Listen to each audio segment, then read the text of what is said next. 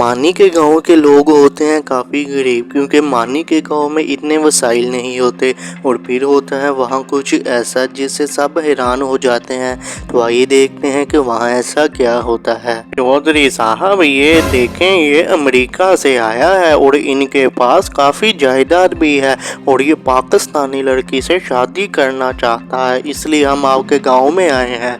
मुझे कुछ समझ नहीं आई आपकी बात। अगर इन्होंने शादी करनी है तो कर ले, मैं इसमें क्या कर सकता हूँ। चौधरी साहब, मुझे लगता है आप बात को समझे नहीं। ये काफ़ी अमीर है। ये जिस लड़की से शादी करेगा उसकी तो ज़िंदगी बदलेगी, साथ में आपको भी काफ़ी पैसे मिल जाएंगे। ज़रा सोचिए। क्या पैसे मिलेंगे, और वो भी काफी ज्यादा? फिर तो कुछ करना ही पड़ेगा।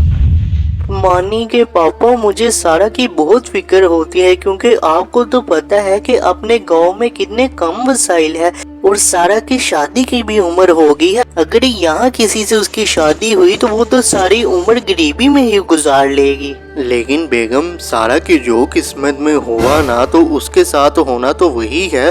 और वैसे भी शहर में जो अच्छे रिश्ते वाले होते हैं वो अपने गाँव में कहाँ शादी करते हैं। चले कोई बात नहीं, हमें भी अब थोड़ा थोड़ा सामान इकट्ठा करना होगा, क्योंकि हम कौन से जमींदार हैं जो बेटी की शादी से कुछ दिन पहले ही जहेज इकट्ठा कर लें। क्या जमील ने अपनी बेटी की शादी करनी है?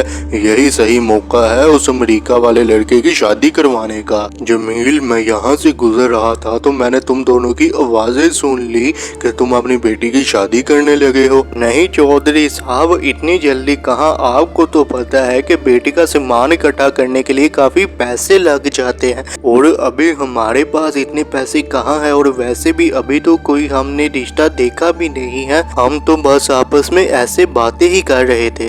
ओ जमील, मेरी बात ध्यान से सुनो। तुम्हें सामान के लिए पैसों की टेंशन लेने की कोई जरूरत नहीं, क्योंकि मेरे पास एक बहुत अच्छा रिश्ता है। तुम मेरे भाइयों जैसे हो, इसलिए मैं तुम्हारे पास आ गया। अगर कहते हो तो उन्हें बुला लेते हैं। क्या अच्छा रिश्ता? चौधरी साहब, आप उन्हें एक दफा लेके तो आए, फिर हम उनसे मिल लेंगे। मानी का पापा काफी खुश हो जाता है चौधरी की बात सुनकर, और वो उसे लड़के को अपने घर बुलाने के लिए कहता है। फिर चौधरी जाता है और वो उन दोनों को बुला कर लाता है। तो आइए देखते हैं कि क्या मानी का पापा सारा का रिश्ता उसके साथ करता है या नहीं। जमील भाई, ये है वो लड़का, और इनका अमेरिका में बहुत अच्छा कारोबार भी है, और ये पाकिस्तानी लड़की से शादी करना चाहते हैं। भाई, आपको परेशान होने की कोई जरूरत नहीं। आप बस शादी की तैयारी कर लें ना, तो आपको कोई चीज बनाने की जरूरत है, हम सब ही कर लेंगे। शादी की तैयारी हम कर लेंगे। आप पहले हमें लड़के के बारे में बताएं तो सही, ये अमेरिका में क्या करता है और किस शहर में रहता है।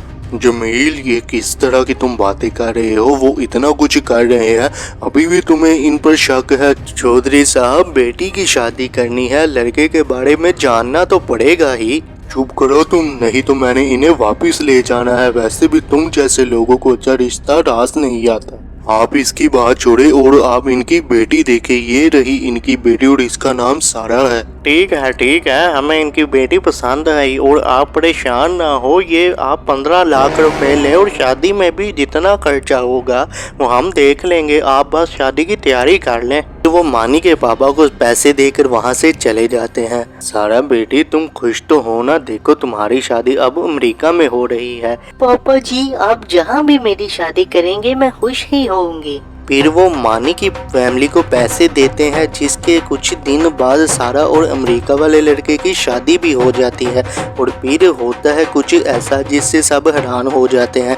तो आइए देखते हैं कि ऐसा क्या होता है। सब बस स्टेशन में पहुंच गए हैं। आज सारा ने अमेरिका के लिए जाना है, मैं भी जल्दी से जाता हूँ। अरे भाई, बात सुनो मेरी। इस गांव में ऐसा आदमी तो नहीं आया जो अमेरिका से आया हो और यहाँ किसी लड़की से शादी करना जा रहा हो। हाँ भाई, आया है एक लड़का और उसकी शादी भी हो गई है, लेकिन आप क्यों पूछ रहे हैं? अरे भाई, मैं पुलिस वाला हूँ, और जिस लड़के की यहाँ शादी हुई है वो लड़कियों को बेचता है। काफी छोटे छोटे गाँव में जाकर उसने शादी की है और फिर अमेरिका जाकर उन्हें बेच देता है। क्या ऐसी बात है? चले, मैं आपको वहाँ लेकर चलता हूँ। फिर मानी उस इंस्पेक्टर को लेकर वहाँ चला जाता है। ठीक है सारा बेटी, अब तुम जाओ और जब भी तुम्हें हमारी याद आए तुम हमें फोन कर लेना। अब पता नहीं कब तुम यहाँ आओगी। रुक जाओ, कोई नहीं अपनी जगह से हिलेगा।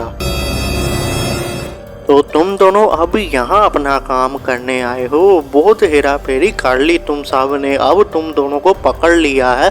अब आपके बचे हुए गैंग मेंबरों को भी मैं पकड़ लूँ। तुम कौन हो और क्यों तुमने इन्हें पकड़ा हुआ है? छोड़ो इन्हें। पापा जी, आपने जिससे सारा की शादी की है वो कोई सही इंसान नहीं है, बल्कि वो और उसका गैंग लड़कियों से शादी करके उन्हें अमेरिका में जाकर बेच देता है। और आपको तो शुक्र करना चाहिए, हमें टाइम पर पता चल गया और ये पकड़े गए। अच्छा ऐसी बात है तो इंस्पेक्टर साहब आप फिर इस चौधरी को भी पकड़ लें क्योंकि इसने ही ये शादी करवाई है। नहीं नहीं इंस्पेक्टर साहब, ये सब कुछ मैंने जानबूझकर नहीं किया, मुझे इनके इरादों के बारे में बिल्कुल नहीं पता था। छोड़ूंगा तो तुझे भी नहीं मैं, क्योंकि तुम भी इनके काम में बराबर के ही हिस्सेदार हो। चलो अब जेल में, और वहाँ तुम अपने साथियों का भी बताना। जैसे ही मानी की फैमिली को उनके बारे में पता चलता है तो वो काफी ज्यादा हैरान हो जाते हैं और फिर वो शुक्रिया अदा करते हैं उस पुलिस इंस्पेक्टर का कि वो टाइम पर आ गया और उन्होंने सारा की जिंदगी बचा दी, नहीं तो सारा के साथ भी वैसा ही होना था। फिर पुलिस इंस्पेक्टर चौधरी के साथ उन दोनों को भी जेल में बंद कर देता है।